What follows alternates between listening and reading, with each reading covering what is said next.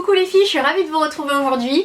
Une fois n'est pas coutume, je vais vous faire juste une petite intro de vidéo pour celles que ça intéresserait sur ma chaîne professionnelle, la micronutrition 2.0, alors que j'aurais dû appeler la micronutrition et la psychonutrition 2.0, mais bon, ça c'est une autre histoire. Je vous ai proposé une vidéo sur le lien, le rapport qu'on a à notre alimentation, et je pense que c'est une vidéo qui, sincèrement, pourrait en aider plus d'une. Et comme encore une fois sur cette chaîne lifestyle j'ai quand même beaucoup plus de visibilité que sur ma chaîne professionnelle, je tenais à vous faire passer le message et à vous rediriger si jamais ça vous intéresse, pour pas voilà, mettre trop de contenu ici qui ne correspondrait pas à vos attentes. J'ai préféré vraiment séparer les deux univers. Donc cette vidéo, elle parle de quoi? Elle parle de notre rapport à l'alimentation, du fait qu'on a glissé dangereusement d'une alimentation instinctive à une alimentation raisonnée, voire même certains ont basculé dans l'orthorexie. Quels sont les facteurs qui ont déclenché cette lutte qu'on a en permanence avec notre alimentation? Quels sont les moyens qu'on a en psychonutrition pour nous permettre de sortir de ce combat, de cette lutte permanente?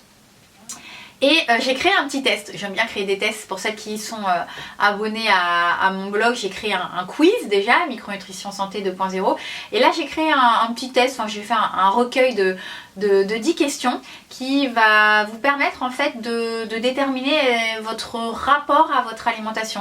Est-ce que vous êtes plutôt serein par rapport à votre alimentation, ou au contraire, est-ce que vous êtes plutôt en lutte? Est-ce que votre alimentation est source de souffrance, de frustration, de culpabilité, de honte, de peur, d'angoisse? Est-ce que vous n'arrivez plus à retirer du plaisir de cet acte qui est je dirais normalement qui devrait être des plus simples, qui devrait être source de plaisir, qui devrait être source de partage. Donc voilà, je vous invite à aller regarder cette vidéo si le thème vous intéresse. On va donc y parler de notre rapport à l'alimentation, des facteurs qui ont fait que ces rapports ont changé, de la manière dont on peut essayer d'améliorer et de pacifier ce rapport, et donc ce petit questionnaire que je vous invite à faire. Et je vous invite à me dire en commentaire votre note sur 10 à ce questionnaire. On est souvent surpris, hein, parce que moi je vois aujourd'hui que les consultations de psychonutrition sont remplies de patients qui sont en lutte permanente avec leur alimentation. Et quand on est en lutte avec son alimentation, on est en lutte avec soi-même, on est en lutte avec son corps, avec son cœur, avec sa tête.